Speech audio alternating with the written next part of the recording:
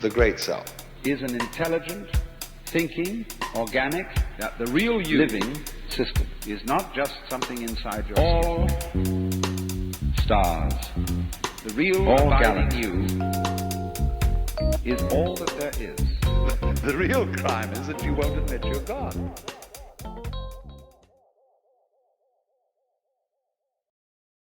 You say, okay, I understand what you are saying theoretically. But I know that I would be terrified if somebody was going to tell me that I'm going to die. And that I would look frantically around for some doctor, some sort of something. That this panic to live is in us in an uncontrollable way. And this is part of the reason why we say we have an instinct to survive. The instinct is this panic. So let's take another step now, in the same way as I showed you steps about realizing that you don't have an ego. You say to yourself in the ordinary way, when you feel that panic, you feel a bit ashamed of it. Even though you've been taught that you should do everything possible to survive. See what a bind you're in here? So one feels, oh goodness, I must face this thing calmly and bravely and not be in this panic. But the point of the fact is, you are in a panic and you can't stop it. Now that's very important, because this is another way of showing you the same thing that death is showing you, that you can't do anything about it. Just as when you finally realize you can't do anything about the death, you could have solved all that before by understanding you couldn't do anything about the panic. But if you think all the time, I'm supposed to stop this panic, then all that happens is you're at cross purposes with yourself again. The panic is, of course, put off in the ordinary way. We all know we're going to die. But it's sufficiently far off so that we can put it out of our minds. And anybody who does put it into our minds in the ordinary way is taken to be a skeleton at the banquet, a Cassandra, and gloomy. So that the old-fashioned preacher of bygone days, who preached about death, and those monks who kept skulls on their desks, and all that sort of thing, is regarded today as very morbid. Why, in the Baroque times, there was a fashion for a while of making tombstones with marvelous sculptures of skeletons and bones all over them. And on the Via Veneto in Rome, there is a Capuchin church, where down in the crypt there are chapels made where the altar furnishings and everything are made entirely from the bones of departed monks. Then we have among Tibetans and in Buddhists graveyard meditations, and they have trumpets in Tibetan Buddhism made of human thigh bones, and they have cups, ritual cups made of the domes of human skulls, richly worked in silver and turquoise. And we say all that is very morbid. So, from this point of view, you can see, first of all, theoretically, how death can solve its own problem. Now, if you say, I can only see it theoretically, and I can't go the whole way with you, then I will ask you, what is blocking you? Will you say, it gives me the heebie-jeebies and the horrors? I say, all right, so death is not the problem, the heebie-jeebies is the problem. So let's deal with the heebie-jeebies in the same way as with death. You cannot stop the heebie-jeebies. You think you should. I say, don't. The heebie-jeebies are very valuable. Not that they will stop you from dying, but because from them you will learn the same thing as you would learn from dying. But the social pressure on you to resist the heebie-jeebies is terrific. Now, why must you do that? Why is everybody saying these heebie-jeebies, these fears, etc., are not permissible? You wonder about that. And the reasoning behind all that is not very clear, because it seems to be saying, well, if you have all these fears and things like that, you won't be a very good soldier. You won't be able to act competently in a crisis. You'll get the heebie-jeebies instead, and you won't know what to do. Well, nobody has ever really proved that. Because actually, people who we would call very courageous are, in fact, often quite frightened. And courageous action is not necessarily a consequence of having no fear. Sometimes it might be, but it isn't always so.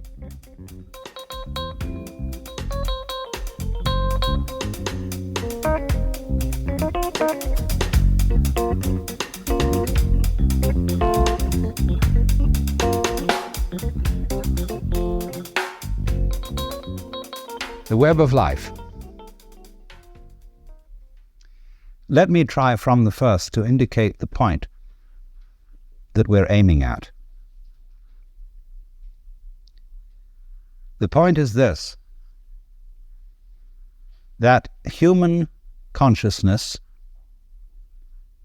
is at the same time as being a form of awareness and sensitivity and understanding, it's also a form of ignorance.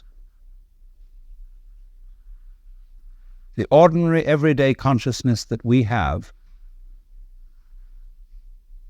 leaves out more than it takes in. And because of this, it leaves out things that are terribly important. It leaves out things that would, if we did know them, allay our anxieties and fears and horrors. And if we could extend our awareness, you see, to include those things that we leave out, we would have a deep interior peace. Because we would all know the one thing that you mustn't know, according to the rules of our particular social game. The one thing you mustn't know, that's really not allowed, that is the lowdown on life. And then the lowdown, on the one hand, means the real dirt on things. But the lowdown is also what is profound, what is mysterious, what is in the depths. And there's something left out. And our everyday consciousness screens this out in the same way that when you say you have weaving, you have, say, on this rug here in front of us, when the black finishes here, the black threads will go underneath and then appear again over here, then they'll go underneath the white and then they'll appear again over here, so that the back will be the obverse pattern of the front. Now, the world is like that. Our sense organs are selective. They pick out certain things. They're receptive. For example, we have a small, small band of what you might call a spectrum of light, of sound, of tactile sensation, and so on, to which the human organism is sensitive. But we know that outside that small band, there is a huge range of vibrations to which we have built instruments that are sensitive. Things like cosmic rays, ultraviolet rays, gamma rays, hard X-rays, so on. They're all outside the band of our spectrum. And obviously, there are things that are outside the range of our instruments. We may build new instruments someday which will bring into our consciousness other orders of vibration altogether. But yet, as yet, we don't know about them. So you could imagine, you see, the universe is a vast, vast system of vibrations and has infinite possibilities. all these vibrations, are like the strings on a harp. And the harps that the angels are supposed to play in heaven are really this huge possibility. See, when you play the harp, you select strings. You don't play all the strings. It's stupid to just run your finger along the whole edge of the harp, back and forth, and go. What you do is you pick out with your fingers, select just like on the piano. You don't go brum. You pick out certain notes, and these make the patterns. But at the same time as you pick out, you reject what you don't pick out. But it's all there, constituting a fundamental continuity, the kind of continuity of the thread as they go to the back of the woven material and make up the obverse of the pattern that's on the front. Now, the question that is absolutely basic for all human beings is, what have you left out? You see? You are focused on certain things that constitute what you call everyday reality. Look, you single out people and you see them sitting all around, and you know there are things that are really there.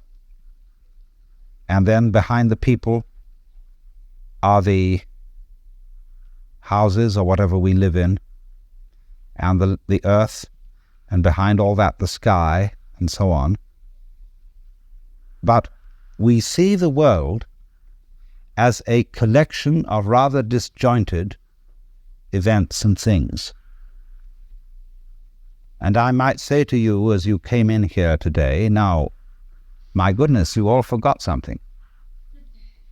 What did you forget? And you think, my goodness, did I put my pants on? Did I wear a sweater? Did I got my glasses and my hair on, or my wig or whatever? And no, it's none of that. It was something you've forgotten. See, everybody's forgotten something.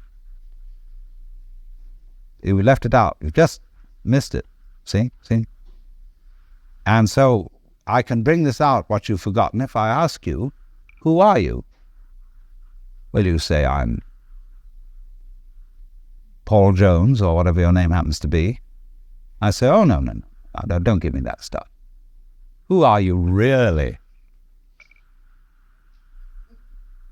And you think, whoa, of course I'm just me. No, don't give me that. I don't want to hear all that nonsense. You're playing a trick on me. Really, deep down, who are you? I don't know. Well, that's the thing to find out.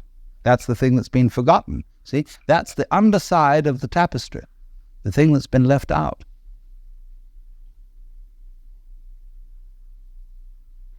Because what